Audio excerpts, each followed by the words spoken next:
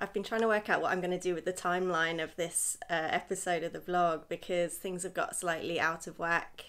In between, if you've seen the last 3 episodes, they covered a trip to Scotland. Actually, the last 4 episodes, 2 of them covered a trip to Scotland and the other 2 a trip to Mexico.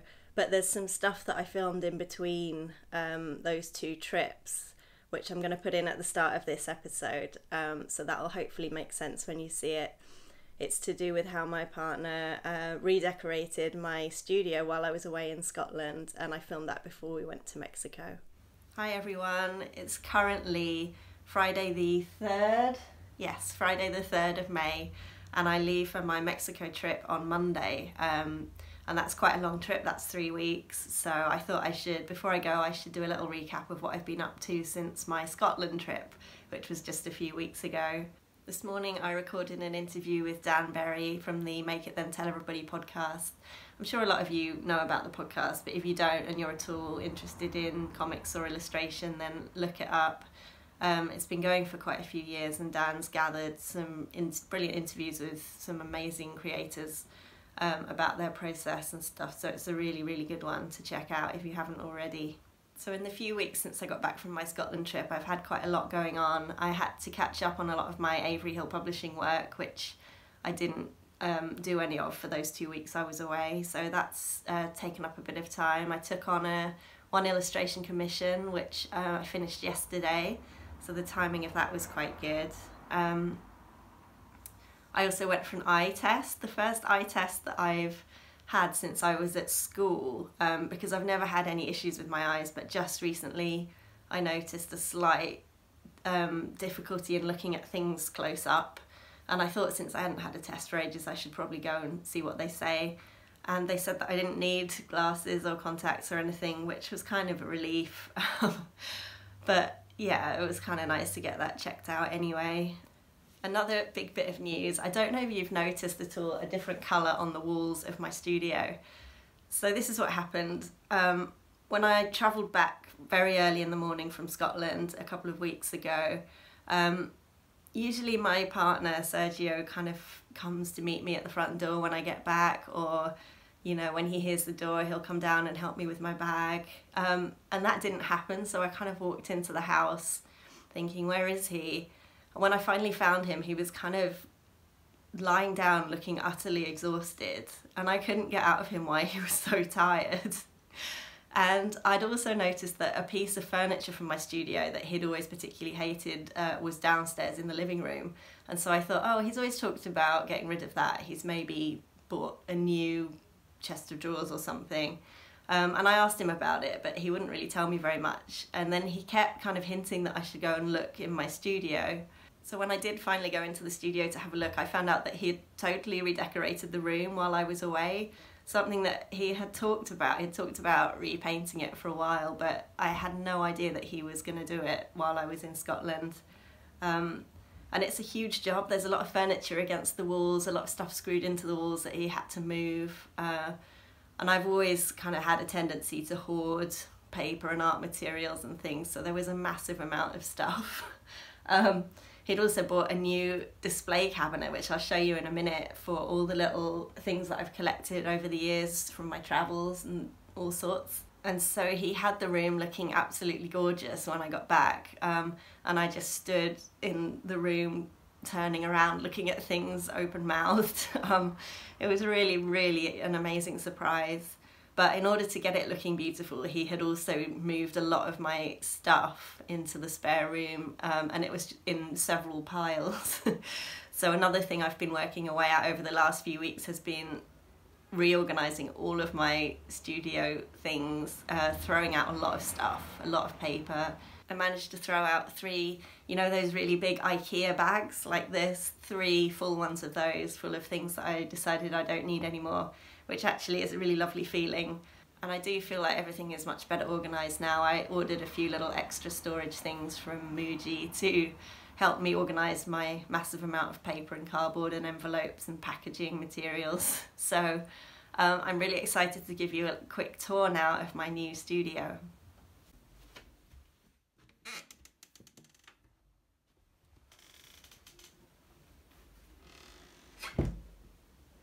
So here is my new wall colour.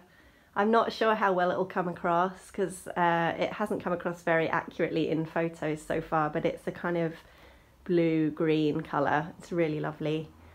So what are some of the changes?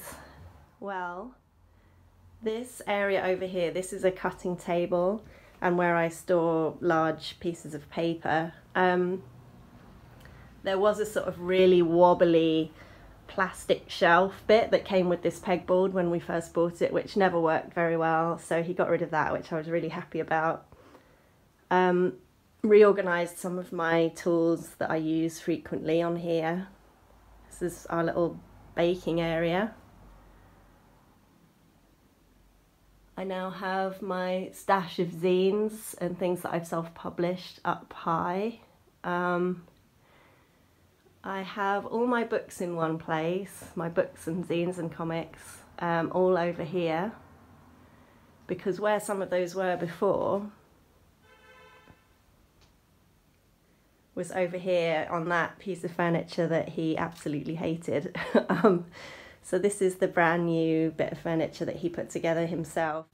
So this contains a lot of things that I've kind of collected and gathered from different parts of the world at different times, just some of my favourite objects. We've obviously had a sort out of things and I've thrown a lot away as well. I also put a little collection of my favourite bits of postcards and art that I've collected from different people over here. A lot of this is actually work by people that I know, friends in comics and illustration, or people that, there's some Avery Hill artists here, or just cards that people have given me. Also business cards of people that I've met kind of in my line of work over the years. It's nice to kind of have everything in one place. I still have a little selection of prints that I'd like to get framed and on the wall at some point. So this is it. This is my new, tidy, organised studio. When I said I'd bought some storage units, they went inside this cupboard here, which has always been a bit of a nightmare because it's very shallow, but it has these very, very tall shelves on it. So I bought these things to kind of help separate out all the different paper things that I have and try and be a bit more organised from this point going forward.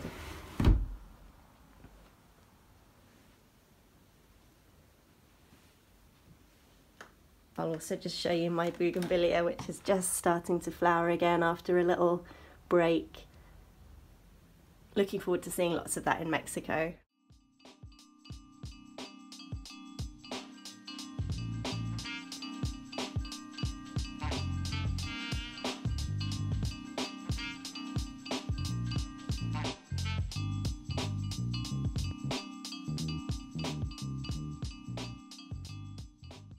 Since getting back from Mexico, I've been getting back into the swing of work. I'm drawing my next book now, which is really exciting. I got feedback from my editor and I'm finally at the drawing stage. So it's just rough drawings at the moment, which isn't super fun. I prefer kind of working on the final artwork because there's a lot of working out that you have to do at this point of just like which character's speaking first and they have to be on the left, and it's really sort of boring technical stuff like that.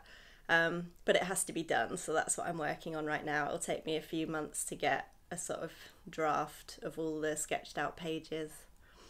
Another thing that happened shortly after I got back from my Mexico trip was that I had the sad news that a friend of mine had passed away. He was actually in Mexico himself for a holiday and he'd just arrived. He actually flew from London to Panama, spent a bit of time there while we were still in Mexico. We flew back to London. He flew to Mexico and then sadly passed away very suddenly and unexpectedly. He was a bit older than me, he was a work colleague, but there was no reason to expect anything like that might happen.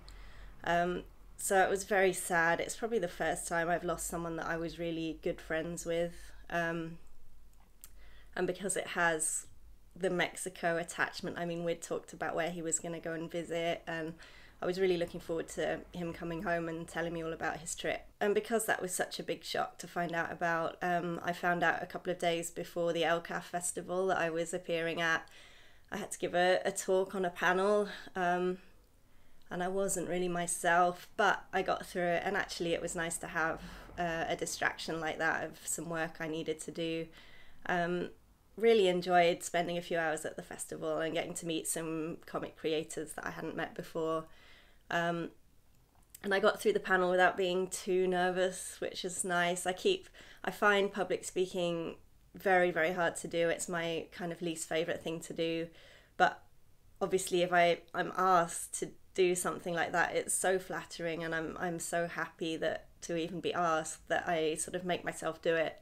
And I go through it hoping that eventually it'll start to get easier if I just keep pushing myself to do it.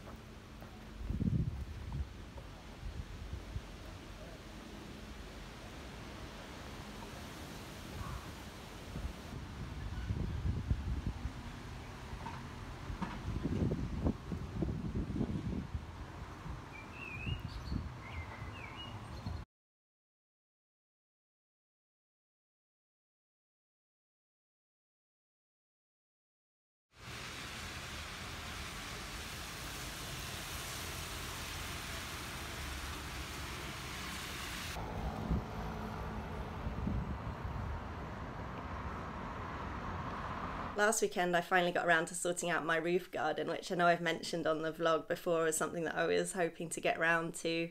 We had a couple of weeks after I got back from Mexico of really atrocious rainy weather, so I bought some plants to go on the roof and then just didn't have an opportunity to get them sorted.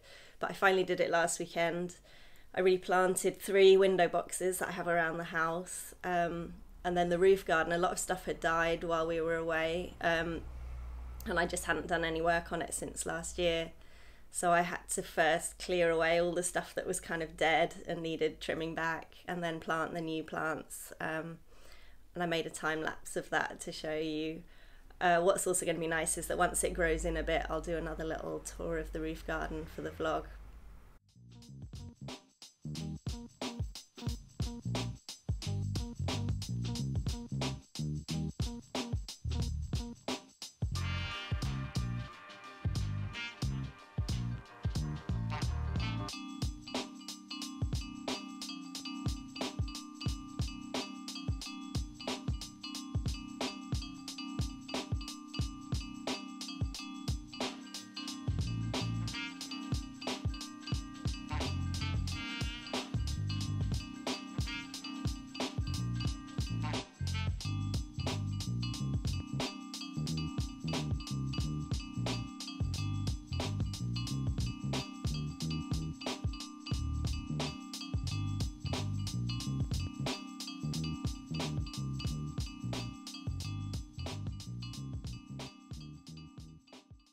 Here are some of the plants I've been planting recently. This is my studio window box here.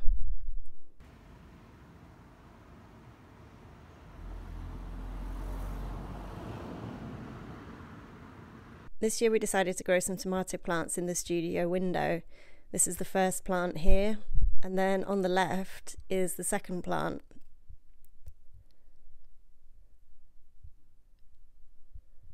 Which, as you can see, is absolutely huge, and it's just starting to put out little buds now, so we'll have some tomatoes soon. I don't know why the 2 plants are such different sizes. Obviously this one now gets most of the light, but I've also got one outside on the roof, so it'll be interesting to see which ones do better. And these seedlings here are seedlings of chili plants. Sergio and I brought some dried chilies home from Mexico as a gift for a friend of mine, 2 different kinds, and we noticed that the bag was full of sort of seeds that had fallen out of the dried chilies, so we collected a few and we germinated them on my windowsill. One of the types of chilies didn't work, but these are Guajillo chilies from Mexico, and I think every seed that we tried to germinate has come up now, so it looks like we might have 13 chili plants, so we have to figure out what to do with all of those.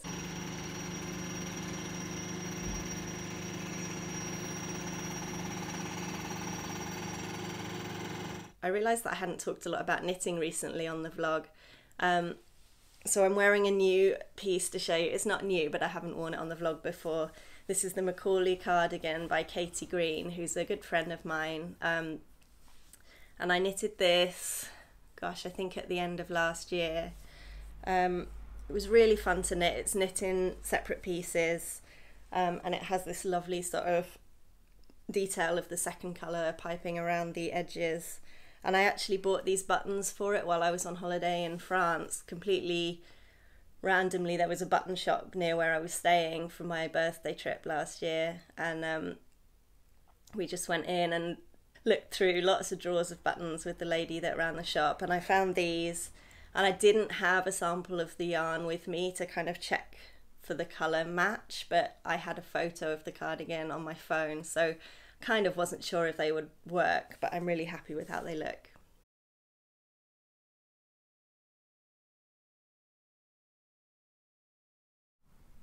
And here is the project that I'm currently knitting. I've been doing a few socks recently. There was the sock project that I mentioned before, which is a gift, so I can't yet show that.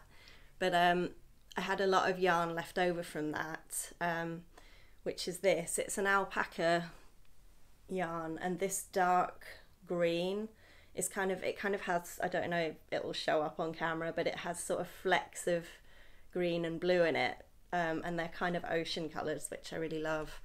So I found this pattern on Ravelry, which is a Japanese pattern, and the instructions are kind of in Japanese. They're roughly translated into English, but also the pattern's not displayed in a way that I'm particularly familiar with. So I've had some issues knitting this. I've had to kind of make up some of the heel construction just based on socks that I've knitted before, and kind of adapting what I can work out from the pattern.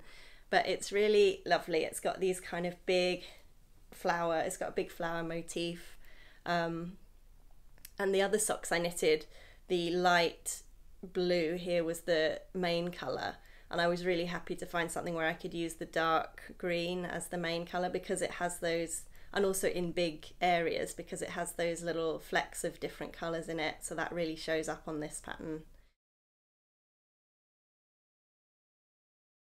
So this is the first sock. When I finish this, I have to then go back and try and remember how I made the heel work when I knit the second sock, and it's been a little while since I did the heel, but I did make some notes, so hopefully that won't be too tricky to work out for the second sock. It looks quite small, but actually I have pretty small feet, and when I tried these on, they just about fit, and I'll stretch them out a bit when I block them as well. But really love this flower motif.